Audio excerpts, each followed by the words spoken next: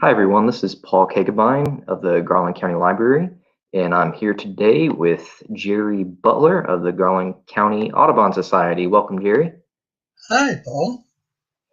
It's February 19th at the time of this live stream, and the entire city and county are just covered in this unprecedented amount of snow. So I hope everyone's being warm and safe and enjoys the program. And I hope the birds are safe too. Mr. Butler is here today to present to you the first installment of a new series he's going to be hosting called A Bird and a Book.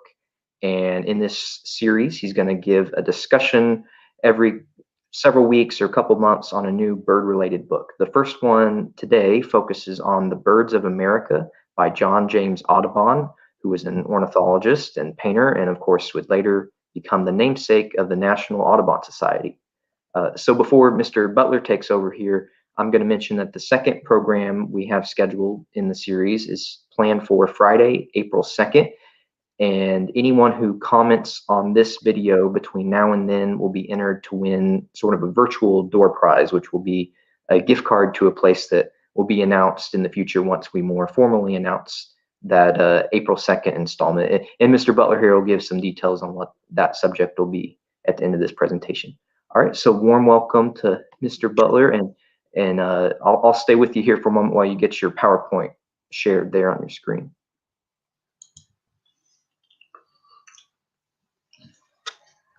Did you click share? Does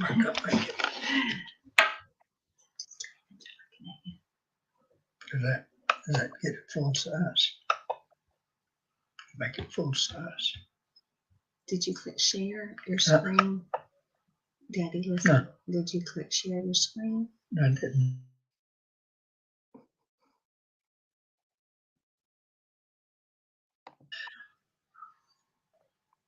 And are you doing all right, Mr. Butler? Yeah, I've got my handy assistant, my daughter, Kinsey Smedley, who's a teacher over at Lakeside. She's just real good at these things. She's going to be my assistant along with Paul, putting this program together. Are we good? We are good. All right, let me click in here. And you should be seeing it. Well, as Paul said, we're looking at the Birds of America today. The Birds of America is probably the oldest book we will be looking at. It was published in the early 1800s, and it's a remarkable book. It's a picture book, and it's a book that's well known worldwide. And here's kind of the outline of our program. First, we'll be looking at the prints. In terms of this book, the prints are the pages of the book. And then we're going to be looking at the author, John James Audubon, and we'll be looking at the art in the book. The art, of course, is more than 300 different birds who inhabit North America. And then we'll be looking at the book itself and how the book itself came about. And then we're going to be looking at one of those 300 birds. And as I begin the conversation now, I wonder if you can think of what bird that might be. What bird of 300 birds in North America has special meaning for people here in Arkansas? And then we'll be looking at the impact that the book has had on all of nature, art, and biology. And then last, we'll talk about what the future holds for this program in the Book and a Bird program. Well, you can judge a book by its cover, especially if you look at one of the new editions of the Books of America, because most of those book covers have what's inside the book. Because it's a picture book, there's usually a picture from inside the book on the cover of this. This is a photograph of my edition of Birds of America. It's an edition that has a preface that's written by Torrey Peterson, no, not Torrey Peterson, by Sibley, who is a well-known uh, ornithologist of our age. Or perhaps you would be looking at one of these editions, which was an edition produced by the Audubon Society, which has on it a handsome picture of a tricolored heron with the background of the Florida Everglades painted and behind the heron. We're just going to be looking at the first 30 pages. So if you've never looked at the book, if you've never opened the pages of Birds of America, you'll know what it's like, because we're going to be looking at those pages. The original edition of the book had very few printed words. And since you can't read the words in this PowerPoint presentation, I've taken just a few of them and typed them beside each slide. What I've typed is the name that Audubon assigned to that bird, and the plate number, and the plate numbers where you can find that in the book. And the plates were named with Roman numerals, so you not need to brush up on your 4th grade mathematics if you don't know your Roman numerals. The first plate has a wild turkey on it. And this wild turkey is remarkable because James Audubon agreed with Benjamin Franklin that the wild turkey should be an America's symbol instead of the bald eagle. This wild turkey, some believe he painted while he was in Arkansas. In his biography, he reports that he painted the male wild turkey at least 7 times. And this is one we have that's left. He also reported that he painted one while he was in Arkansas. And in Arkansas, he says that he painted it in front of some bamboo. And you can see from the setting here that there's bamboo in the background. And where he painted it, he was in Helena, which at the time was literally a bamboo forest along the banks of the Arkansas River. And so that's his first plate. The second plate is a plate of a yellow-billed cuckoo. Now, a lot of people didn't even know that we had cuckoos in Arkansas, but here we see that he's painted a cuckoo in a buckeye bush, and the cuckoo is called a yellow-billed cuckoo. One of the things I've noticed in my recent looks at Audubon is that the yellows that he used, at least in the prints that I have to look at, did not hold up very well. This yellow-billed cuckoo, his yellow bill doesn't show up very well, especially since he is holding this butterfly, and you can't see the bill for the butterfly. We'll be talking about that yellow problem he has throughout some of the other photographs as well. The next is a prothonotary warbler, and if you've ever seen a prothonotary warbler and you look at this picture, you can see that even Audubon could not paint a bird as lovely as it is. I've seen prothonotary warblers up in the Twin Creeks area of Lake Ouachita. And if you go there in the spring to Twin Creeks and take a boat ride up one of those creeks, you're likely to see a prothonotary warbler. But the yellows here again are not nearly as brilliant or as bright as the real bird appears. And so, even though the paintings of Audubon are remarkable and beautiful, make no mistake about it, they do not compare to the real thing. And here we have a purple finch. If you're feeding birds and this snow at this time of the year, you're sure to have some of these lovely birds. These birds are sparrow-sized birds. They look like their head has been dipped in a pool of raspberry juice, and this one is shown on some pine tree, and in fact, the purple finches like to eat the seeds out of pine cones. And here we have Bonaparte's flycatcher. Now, the Audubon calls this the Bonaparte flycatcher. He thought he was naming this bird, but it had already had a name, and he named it after Bonaparte because he was a Frenchman, as you know. And in this painting, it seems to me that he has allowed the plant, which I believe is an umbrella magnolia, to overwhelm the bird. We know this bird to be a Canada warbler, and it's kind of a nondescript little bird, but he was trying to get as many different birds as he could. And here he has the female turkey. He doesn't call it a turkey. He simply calls it a great American hen with their young.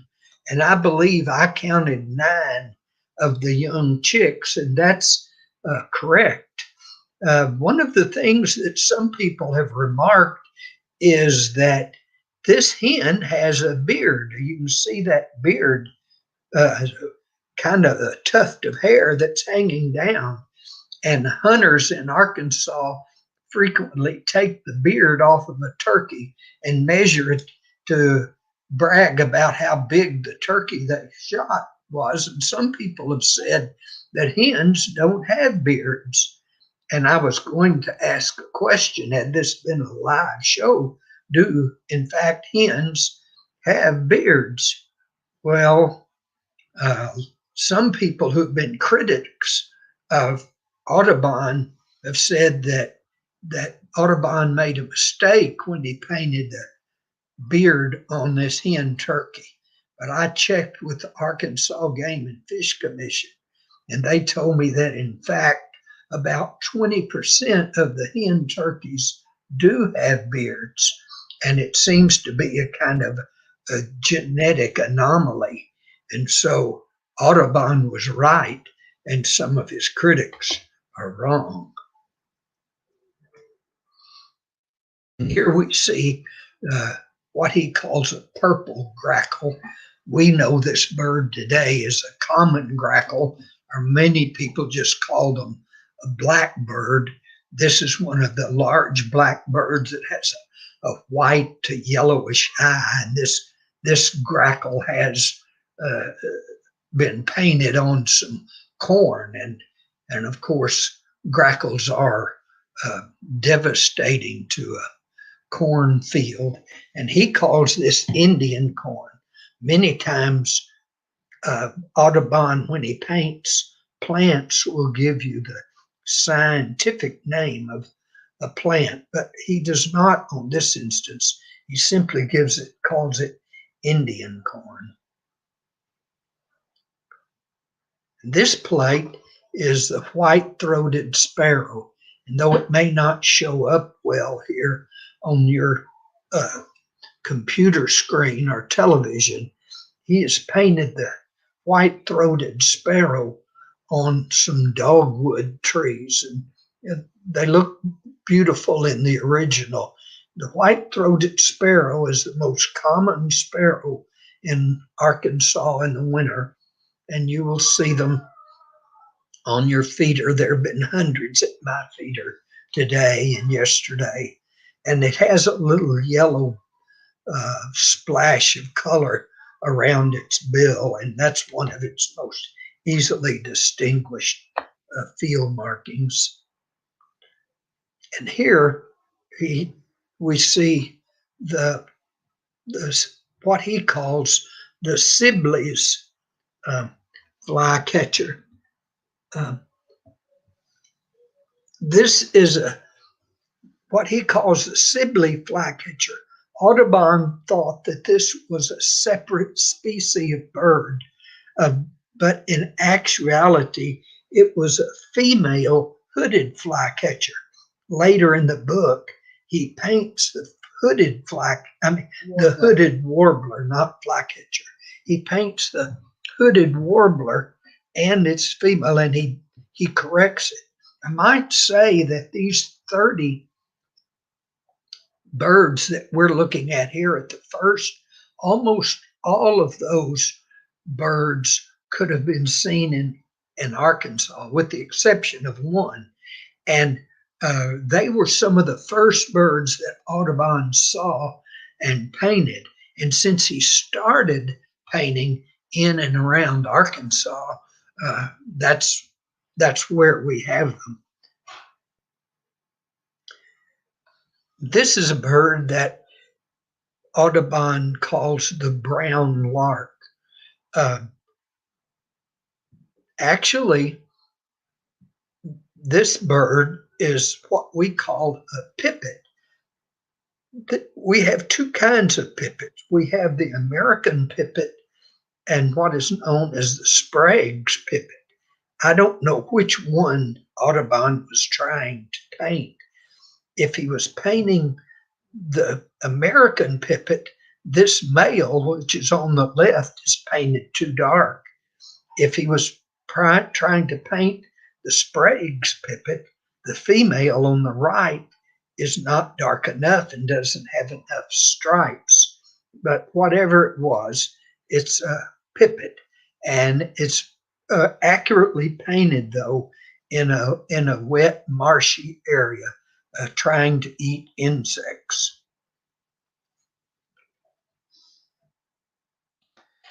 This is what Audubon called a bird of Washington, or the great American sea eagle. Of all of the birds in Birds of America, this is the one that Audubon missed the most. There is no such thing as a bird of Washington, nor is there a great American sea eagle. I believe that Audubon plagiarized this bird, and he took it from the book of another naturalist. It looks a lot like it.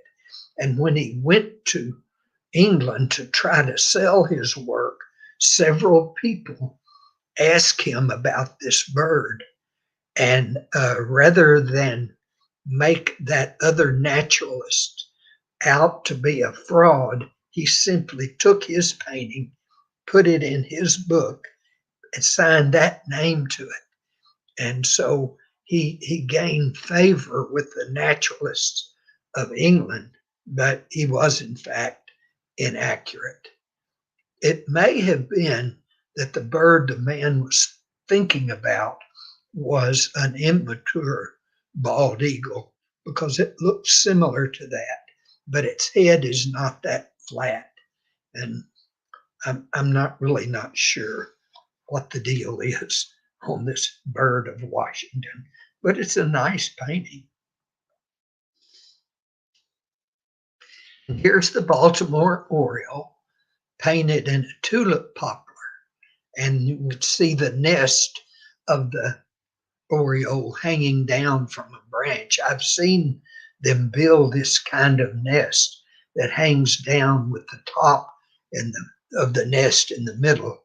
And these tulip blossoms bear a lot of the same color as the oriole does. And I have frequently found orioles nesting in tulip poplars so that they are disguised by these blossoms.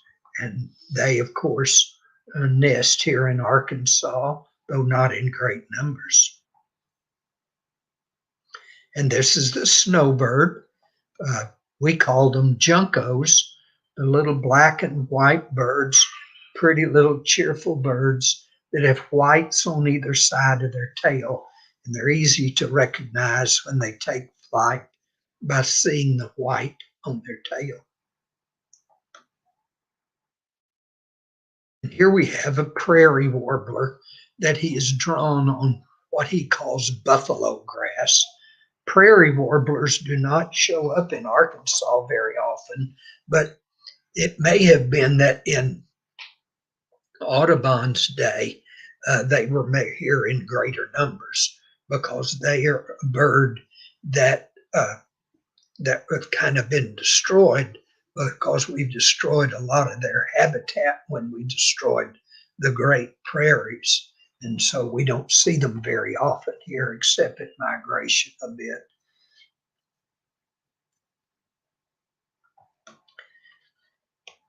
This is what he calls the blue-yellow back warbler, plate number 15.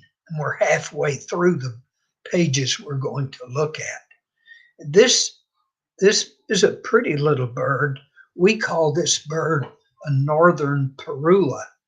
Parula is a Latin word that refers to necklace. And if you look very carefully, there is right on the neck of the male bird what looks like a string of red pearls around the necklace, as a necklace around this bird.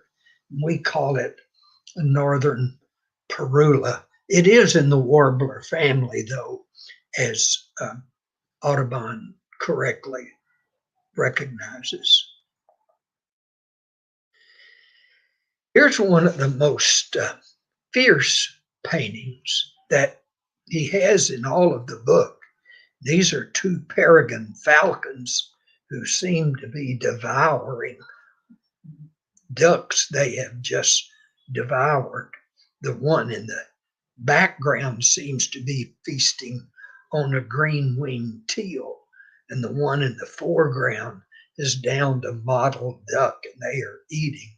And these two birds seem to be jousting with one another and trying to protect or maybe even eat what they have. And although they both seem to have more than they could ever devour, they seem to be fighting with one another to get even a greater share of the meal. Audubon frequently painted birds of prey as mean and vengeful and spiteful to one another. And this is kind of a bloody and disgusting painting. But in fact, it's in some way realistic because that's what birds of prey do. They have to survive. But in some way, this is not accurate. It's unlikely that two birds would down two ducks of different species adjacent to one another. But Audubon liked to pose birds in the most dramatic, sometimes overly dramatic poses. And this is what he did with these two peregrine falcons. Now compare how the interaction between these two peregrine falcons compares to this next drawing, which also contains two birds. Here he has two, what he calls Carolina pigeons, or turtle doves. We call them mourning doves. Here he has one mourning dove feeding another. You notice that this is an adult mourning dove feeding a young mourning dove that's sitting on a nest. And rather than fighting amongst themselves for a meal, the mourning dove is feeding the younger dove. A dove is a bird that can actually generate milk, a kind of dove's milk. By eating grains, she generates in her gullet a little liquid, and she can then squirt that in the mouth of her young and give them nutrition. And one of the few species of birds that can do that are those in the dove family. And then above, of course, you see the mourning doves above, and that V-shaped tail of the one on the left above is a signature marking of the bird when you see it in flight. It's a photograph I have tried diligently to get unsuccessfully, but Audubon's painted it gorgeously. And here's the Buick's wren. The Buick's wren is almost extinct in Arkansas, although it was here in abundance at one time.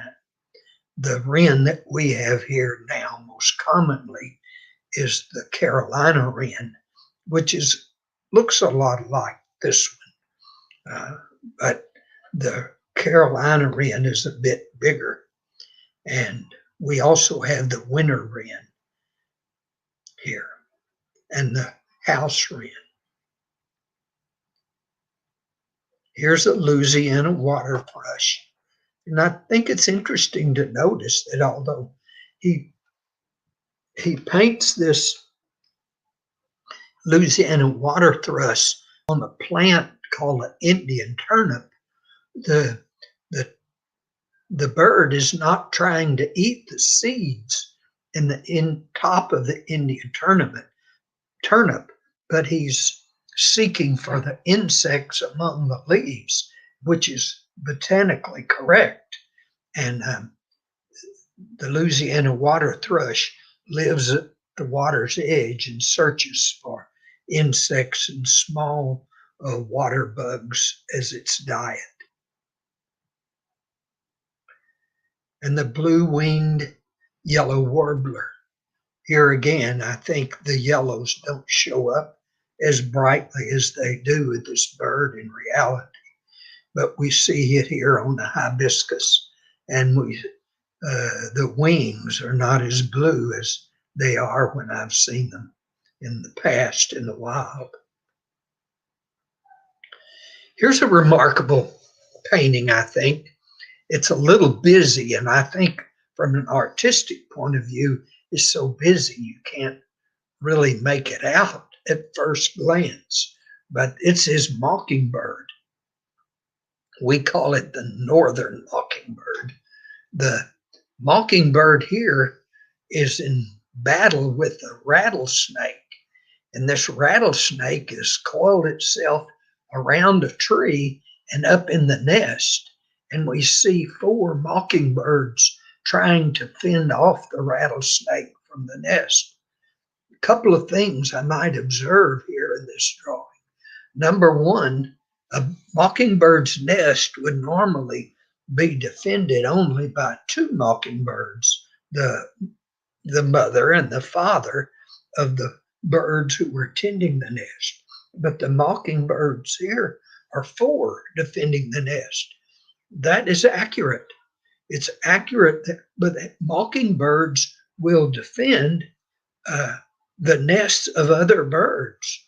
And so they will also come to the aids of other birds in attacking some sort of predator.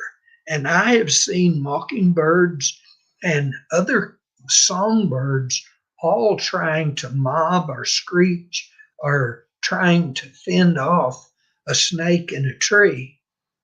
And I noticed this time when I was looking at this photograph that the nest that is drawn here seems to be tightly woven grass.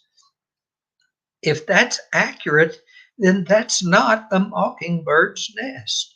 Mockingbirds' nests are made of coarse sticks, and they're a little bit more disorganized than this nest is. And so I think that's sort of a noble thing to say that a mockingbird would defend the nest of a bird that wasn't even of its species.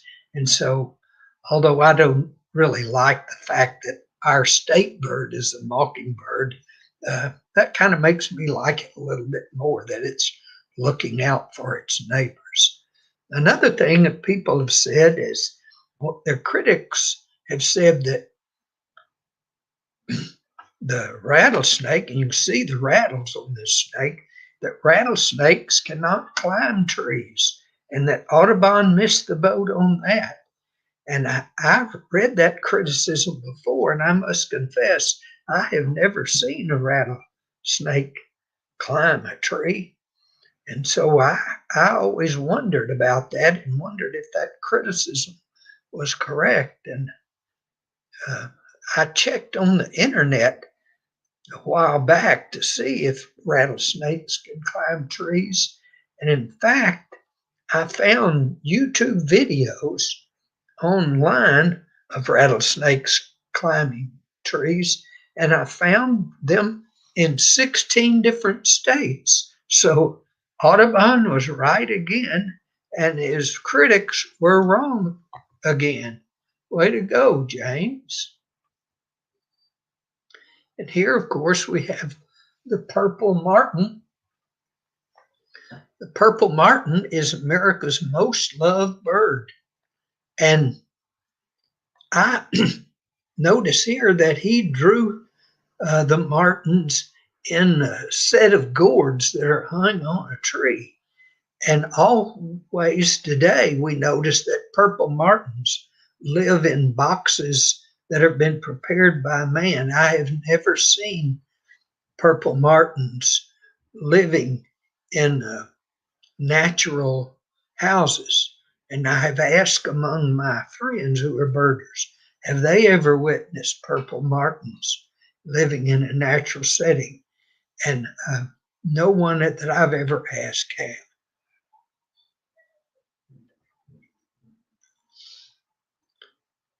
Here's what he calls the Maryland yellowthroat.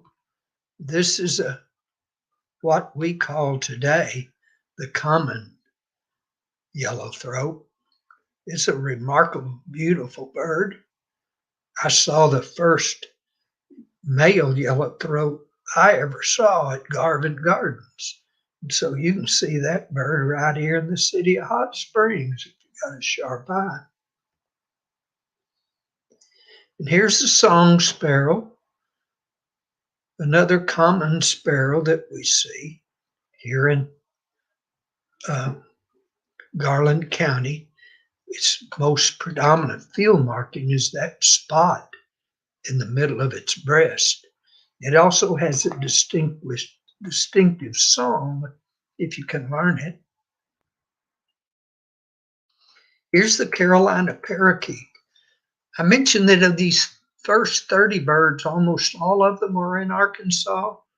Well, this one used to be in Arkansas, but it is no more. But some people have said that it was the most abundant bird during Audubon's day, but they're extinct now. The last Carolina parakeet died in a zoo in Philadelphia, I think, in about 1920. These parakeets were in great number when Columbus discovered America, but they are no more. Some have thought that they died out because when Americans came from Europe here, they brought with them the honeybee. And the Italian bees that we brought here, honeybees, they took over the voids and the dens and trees, and they ran the Carolina parrots out. And it may be that honeybees contributed to the decline and the extinction of the Carolina parakeet. But they're a beautiful bird. I'm sorry I never got to see one alive. And then there's the red-headed woodpecker, sometimes called the American woodpecker.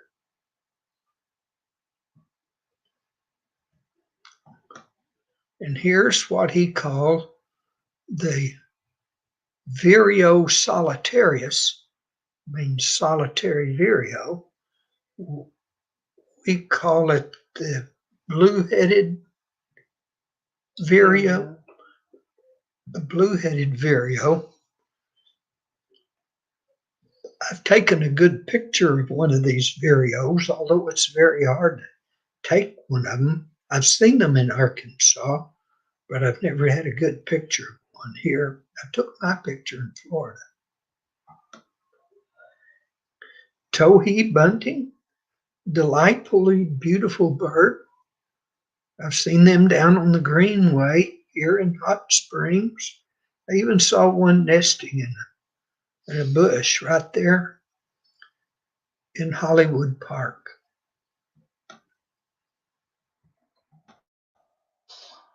And here's the last one of the plates we're going to look at now, and that's the bald eagle.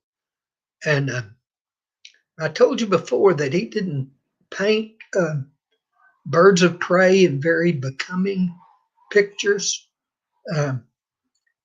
Not only did Audubon prefer the turkey as our national symbol, he didn't like it that we chose the bald eagle.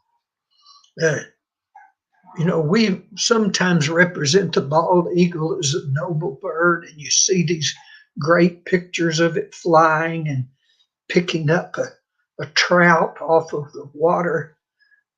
But here he painted it gorging or at least beginning to gorge itself on a catfish. This is one of the bottom feeders, and it looks like this catfish was not alive. It looks like it washed up on the bank and was dead, and it looks swollen and gorged. And he shows him eating carrion, eating something that's dead. And also you can see other dead things about this dead fish and this claw of a crawfish and the bald eagle getting ready to eat the catfish. But he called it a white-hooded eagle. Audubon, when he first started painting, did not understand that the bald eagle and the immature eagle, which does not have a white head, were different species. He thought they were different species rather than a young and an old. Of course, we know that's not true.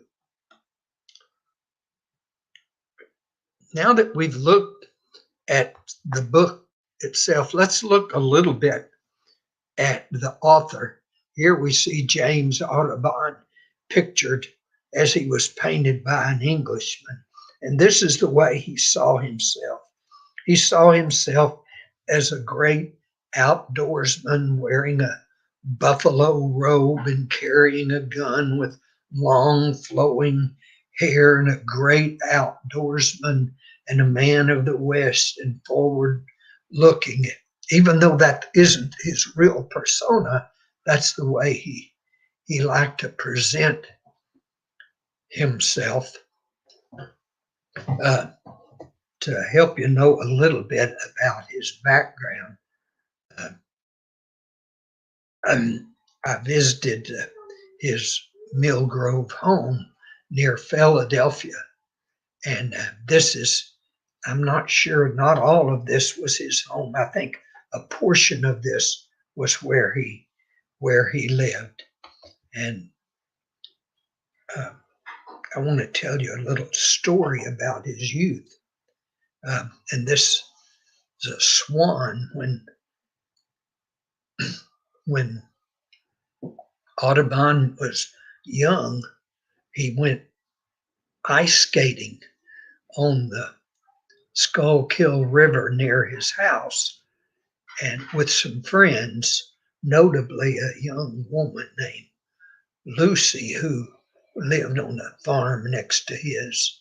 And as they were skiing, as they were ice skating, they skated up the river in the morning, and on the evening they started down. And on the way down, James got ahead of the others, and lo and behold, the sun had come out and the ice had gotten thin, and he broke through the ice and fell through the ice, and the current caught him between the ice and the gravel and swept him downstream. And he was about to perish because he couldn't get up because the ice was holding him down, until he came to a place where swans had been swimming, and the swans had swam and stirred up the water and made a pool where other birds could have access to water. And when James Audubon came to that place, he was allowed to pop himself up and get above the ice, and his friends and Lucy could pull him to safety. And for that reason, Audubon was always kindly toward swans. And you remember how ugly he painted those peregrine falcons. Well, this is the way he painted the swan. You see how kindly and smiling he paints the swan? It looks almost to me like a Disney painting of a smiling swan making friends with a little moth or butterfly floating on the top of the water. It's not as if the swan is about to gobble the butterfly up.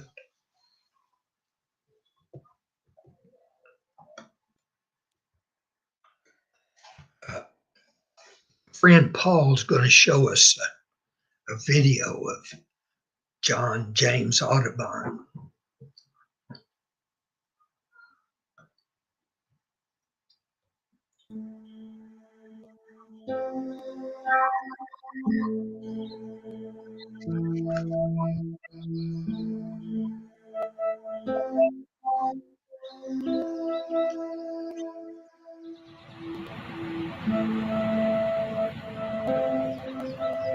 At the age of 18, John James Audubon left his home in France and sailed for America.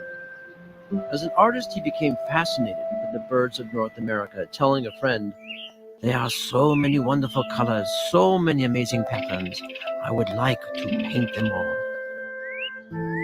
In the early 1800s, he was determined to illustrate all the birds of North America, but his journey had many setbacks. Once, after returning from a long trip, he discovered that rats had eaten his entire collection of over 200 drawings.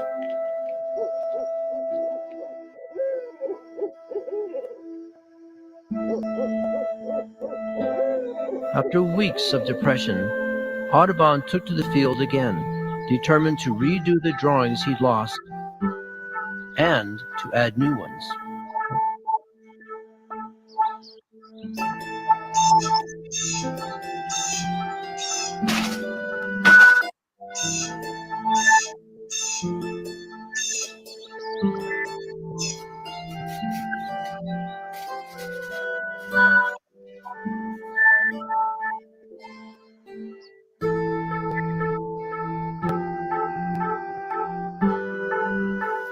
But his most serious setback occurred during the Panic of 1819.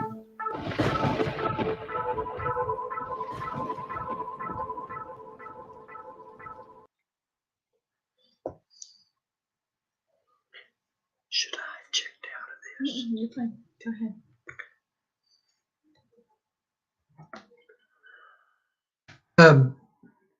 The serious setback they were talking about were some financial difficulties that Audubon encountered, and we won't be able to go into all of those, but we will be able to look at him a little bit later in his life than we've been talking about.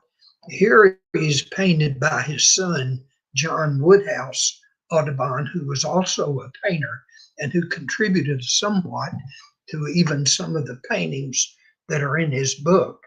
And he lived later in the state of Washington, and he's painted here in Washington with his dog, still an active outdoorsman. But as you can see, he has a little paunch, and he's settled down a little.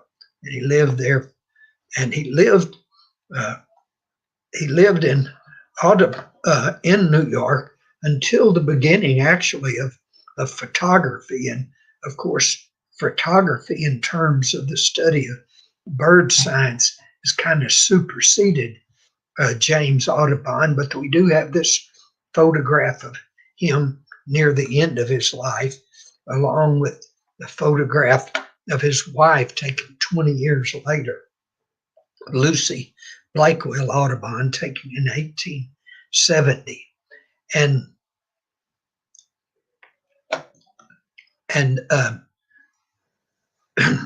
the Audubon of the Audubon Society that we know of today does not laud.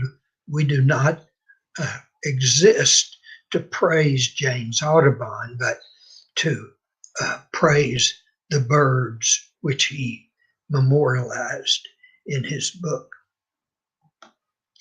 There's one other representation of Audubon that I wanted to point out, and that's this representation. This is a representation, it's a self-portrait of Audubon that he paints himself. He painted himself crawling over this log over some mountains, and you can see in this painting that he's carrying on his back a bird that he's apparently shot. You can see its wings, and he has his tomahawk or axe to help him kind of negotiate this log, and he sort of represents all the danger that he undertook in trying to collect the specimen that he's later going to draw. Now, this is just the inset of a much larger painting that I want to show you. And this is that larger painting. This is the larger painting, and you can see that inset is right down here.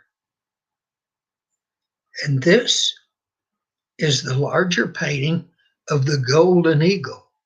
And the golden eagle is shown flying high above the mountains, carrying a snowshoe rabbit in its grasp.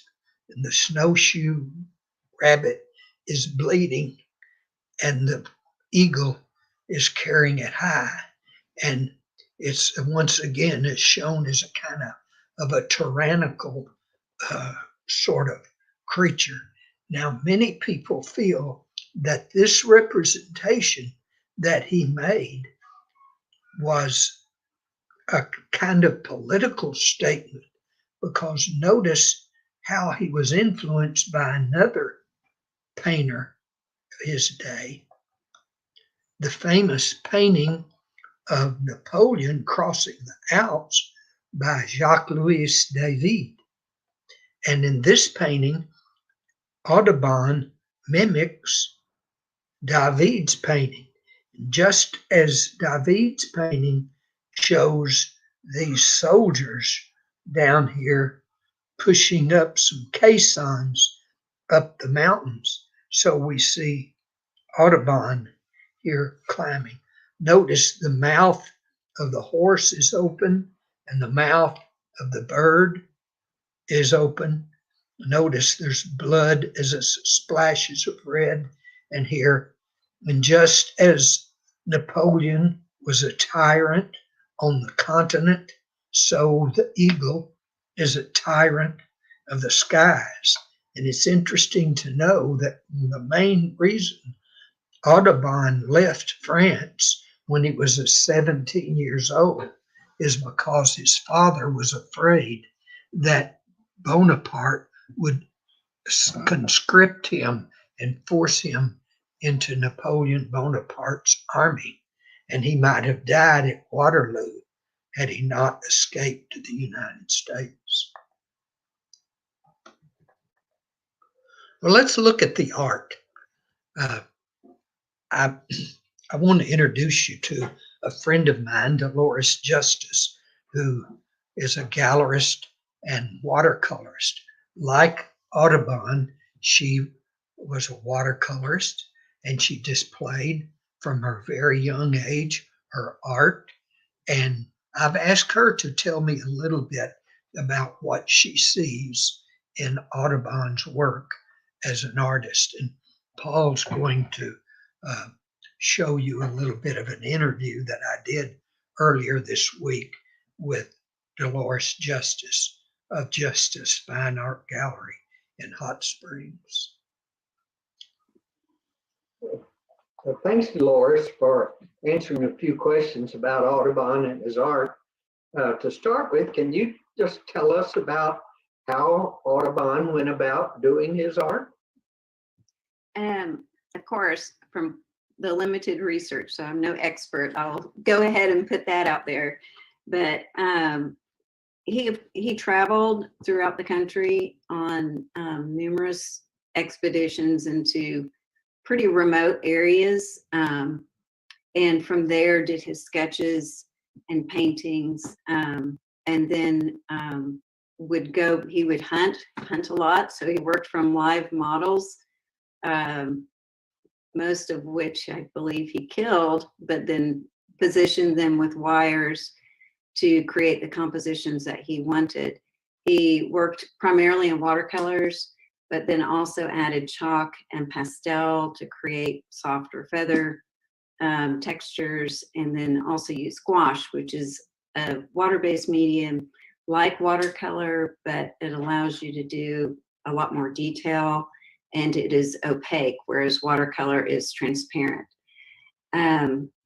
In the printing of his Birds of America, that was done from his sketches, and there were, it was aquatint was the etching process, and he had a fabulous partner. I mean, he was paid for, but to do this work, but it was amazing work, and that book is considered one of the finest examples of aquatints ever, along with the finest picture book ever created as well. In another segment, I'll be talking about the printing of the book and how many were printed. But could you tell me, now this was a real team effort. I mean, we have Audubon, he gets all the credit, but the lithographer and all those people who painstakingly put all those paints, we don't know much about them, but they really contributed a lot to the success. Definitely, and were certainly masters of their craft. To be able to reproduce that work was just at a high level of quality that has withstood time. And plus it was enormous, the size of the finished book too. Mm-hmm. That was one of his goals, is to create the birds life size. And so birds that were bigger than the approximately 30 by 40 size, he contorted or had them stooped or sitting, so they'd fit on the page, which is a pretty substantial page. Yeah. There was one note I read about how it was a coffee table book, the actual size of a coffee table. Right. Right. And the hummingbirds get lost on the page. Yeah. Did you notice the plants that were in the book with the birds? Do you think the artists seemed more interested sometime in painting the plants than they did the birds?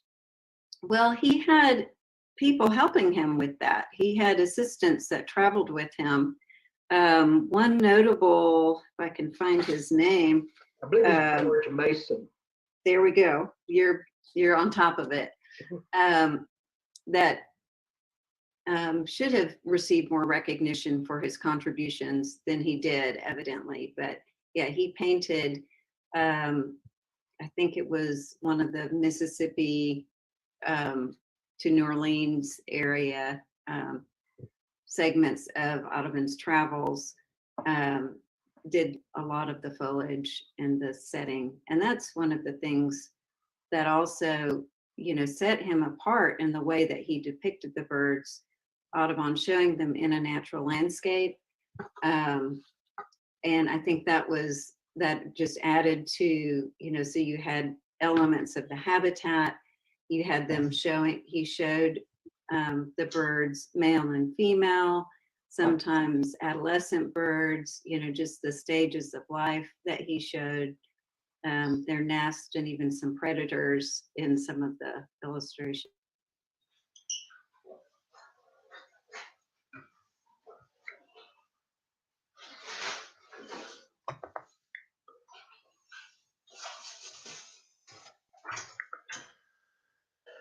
Now let's look at the book rather briefly. The book itself is rather large, as Dolores said. It's about the size of your side of a ping pong table. And the book, when it was originally sold, was serialized. It wasn't sold altogether, sort of like magazines are today. And the original book is heavy. It weighed as much as a microwave plus my granddaughter, 54 pounds together. Isn't she pretty? And the original book was costly. How much? Well, 85 guineas in 1835. And how much is that American? 75 cents in 2020. If you ask how much that is inflation, well, I really don't know. And if you ask how much would it cost to buy one today, well, they're not any of the original ones sale for today. But if they were, well, I'll tell you later. The original book is rare. Less than 160 were printed, and the copper plates that were used to print them were melted down to make bullets during wartime. Some of the books were destroyed because they were not cared for well, and some of the books have been torn apart and sold off as individual pages, and some were destroyed in the World War II bombings of London. But access to the books is available. You can see an original in many museums. The Audubon Museum in New Orleans, once each year, you can sit down and they will turn the pages. And for about 2 hours, you can look at every page. In Henderson, Kentucky, there's an Audubon Museum there, and I saw a few pages there. And in the Smithsonian, they have a borrowed copy of the book, and every Monday and every Thursday they turn the page, and you can see 2 of them each week. And the Library of Congress has them available, and you can see them there, I guess, but I don't know how that works. Many reproductions of the book are available. This one that's pictured here by a notable birder and painter is my favorite. After this meeting, you can check it out from the Garland County Library for free, or you can buy it online for about $65. But better than that, you can view the work online. You can just Google Birds of America, but when you Google it, you get a lot of commercial ads, people trying to sell you prints, and it's hard to find it. You can Google the National Audubon Society, and it has all of the plates you can see. But even on the Audubon Society's website, I found it hard to negotiate. If you really want to get a good look at it, I suggest you go to the Toronto Public Library Digital Archives. And there you can call up the pages and you can increase the size of them, look them up in detail. And not only do they have Audubon's birds, they have all of Audubon's collection of animals as well. And now I want us to talk about the bird. I asked you earlier if you could think of one bird that had special meaning for Arkansans. And of the 300 birds that are presented in Birds of America, one has a special meaning to Arkansan, and it deserves a closer look. What kind of bird do you think that might be? Do you think it's a songbird or a duck or a woodpecker? A songbird? Well, eastern bluebird's really a pretty bird. And that would be a good bird to have as special to Arkansans, but that's not the bird I'm thinking of. And the duck, a mallard, that would be good too. You know, Arkansas is the duck hunting capital of the world, and more mallards are killed here than any other place, and it contributes so much to Arkansas's economy. And you can see mallards year round, and they're really remarkable, beautiful birds. My daughter and I once tried to conduct a campaign to make that name the state bird instead of the mockingbird, but our campaign fell short. But that's not the bird I'm thinking of. And what about the ivory-billed woodpecker? You know, a few years ago, people thought they found that ivory-billed woodpecker over near Brinkley, and there was a big to-do over it, and it's certainly an interesting bird. And when Audubon came up the Arkansas River briefly, he reported that the ivory-billed woodpeckers are more plenty, which his way of saying that they were plentiful. But that's not the bird I'm thinking of. The bird I'm thinking of, and the bird for our book today, is what Audubon called the Arkansas flycatcher. And he drew the male and the female Arkansas flycatcher in this plate, in plate 354, with some other birds in the flycatcher family. But he didn't just include it there. He also drew it another time. He drew this bird, and he called it the Arkansas siskin. Actually, that bird is a mistake. There's no such thing as Arkansas siskin. And what he thought was Arkansas siskin looks to me like it was what we know as a lesser goldfinch. But he did name this bird the Trails flycatcher. And this is the bird that he called the Arkansas flycatcher. But when he went to England and he was trying to gain a reputation for himself as a botanist, there was another well-known naturalist there named Trail.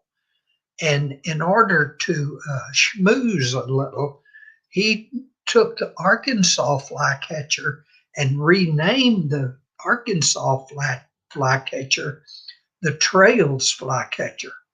And so he renamed it for political reasons.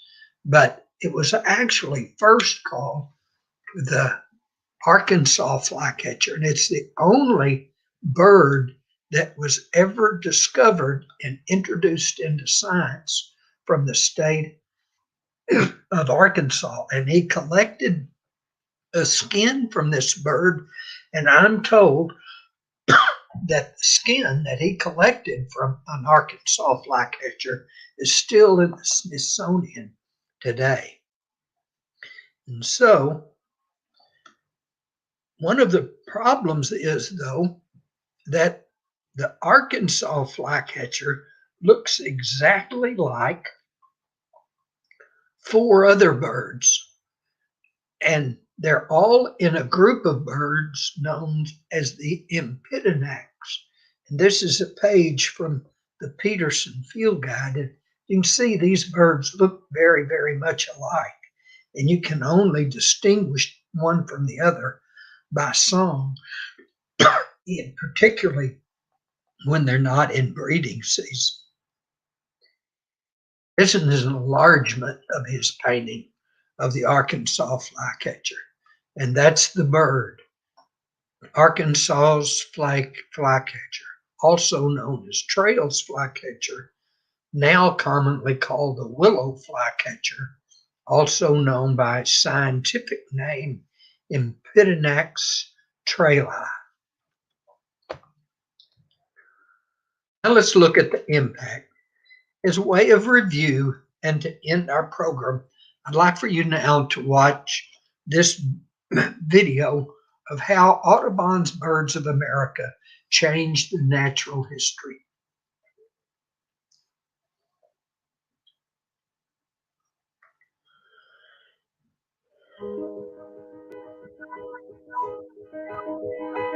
When the Birds of America first began to appear in 1827, it was a revelation. No one had seen anything like this before. A book this size, a book with such vivid depictions of birds in their natural context. After that, no natural history artist could ever go back to the old model of working in museums with taxidermied specimens. Artists had to go out into the field.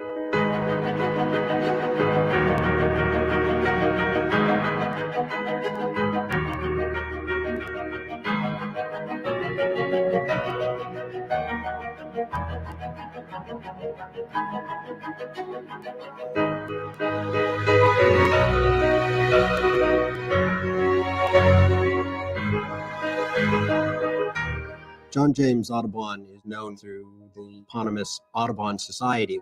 He was a great conservationist as well as a fantastic artist and ornithologist. He was born illegitimately in Haiti in 1785. He lived in France till about 17 when he came to the United States. Audubon wasn't the first great ornithological artist, but when you look at those earlier works from the 16th, 17th, 18th century, the birds look dead. And that's because the artists were working from stuffed specimens in cabinets and museums, sometimes put into unnatural poses and devoid of any environment or context. What Audubon did was to depict the birds as they were in their habitats. He studied the birds carefully.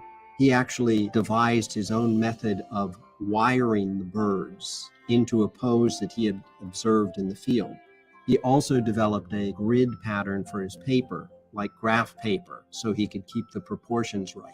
He showed the shrubbery or ground or trees where they lived. He showed the things that they fed on. In 1820, he decided to dedicate his life to trying to paint every single species of bird in the United States. Audubon really wanted to turn this private passion into a commercial work, and he made the extraordinary decision that he was going to publish every bird at its natural size. For cardinals, pigeons, Baltimore Orioles, no issue. But when you're talking about whooping cranes and flamingos and eagles, that needed a particular manufacturer of paper. He went to England and hired the James Watman Company to produce these gigantic sheets of paper, almost 40 by 30 inches. The size of Audubon's book was absolutely unprecedented. You have this monumental work of 4 volumes that stand almost 4 feet high, with 435 sheets of paper, engraved aquatints depicting every bird that he could find. This was not a book that he was going to complete and send to bookstores. This was a work that he worked on for a couple of decades. And so, like many books at that period, it was sold by subscription and published over a period of years. The Birds of America is known worldwide as a great book, but it's more than that. It's a great work of art. It's a great work of writing, of literature. And although there's nothing anthropomorphized about Audubon's birds, he does show them as individuals. The whooping crane is delicately picking up a tiny little alligator who doesn't know what fate is about to befall him.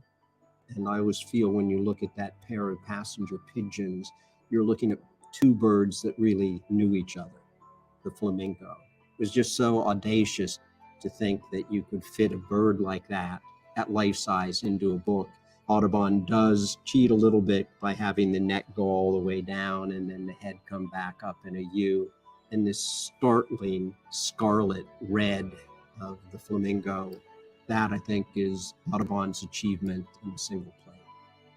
Between 175 and 200 sets were produced. Our best guess now is that there are 119 complete or largely complete sets extant. Of the 119 sets that survive, and the vast majority are in permanent institutional homes, there are 15 that are privately owned, including the one that we're offering in December. This copy was subscribed for by the Yorkshire Philosophical Society. It survived in wonderful condition, not overhandled. Almost 2 centuries later, the book is still revered as an icon. It's just as marvelous as the birds that it depicts.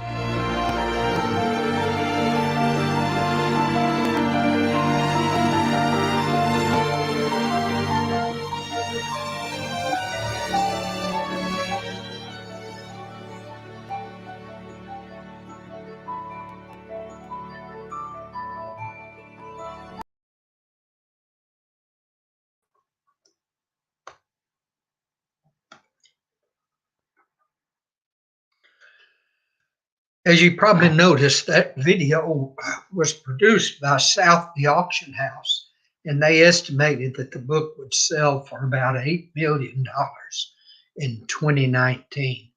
It actually sold for $12.5 million.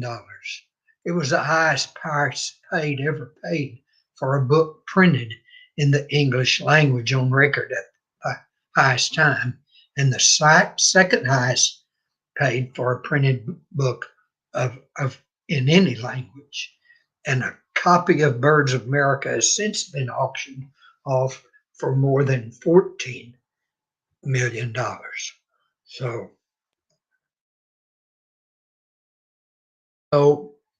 that's the book. Now let's look at what is next in the Book and a Bird series. Next April, on the 2nd of April at 4 o'clock, we're going to be looking at the birds in the Bible. So you might begin thinking now about the stories in the Bible that you're familiar with and the birds that are represented in the scriptures that we can find.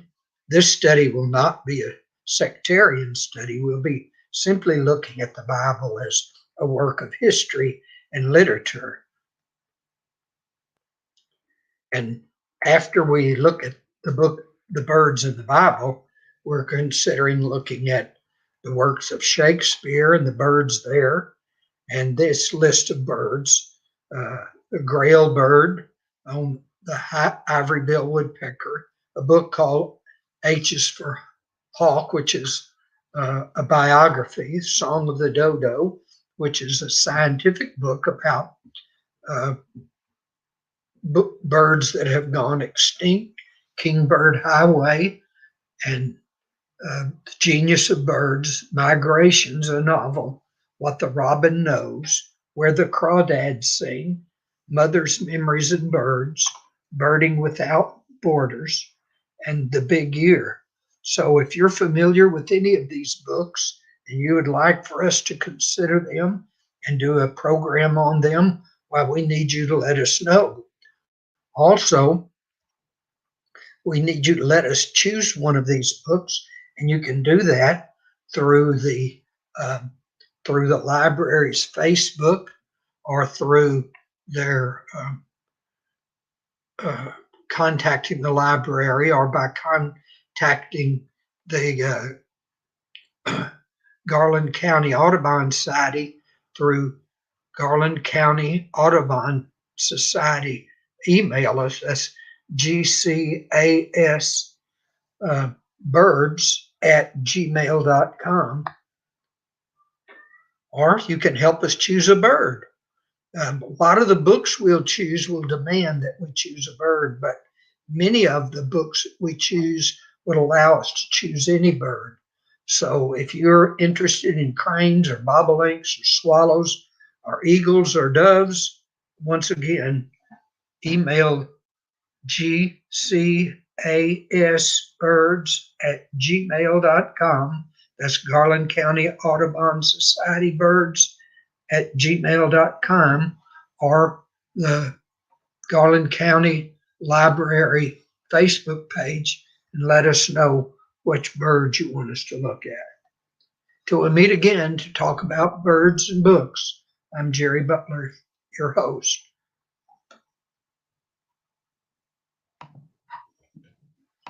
Thanks, Mr. Butler. Very good program.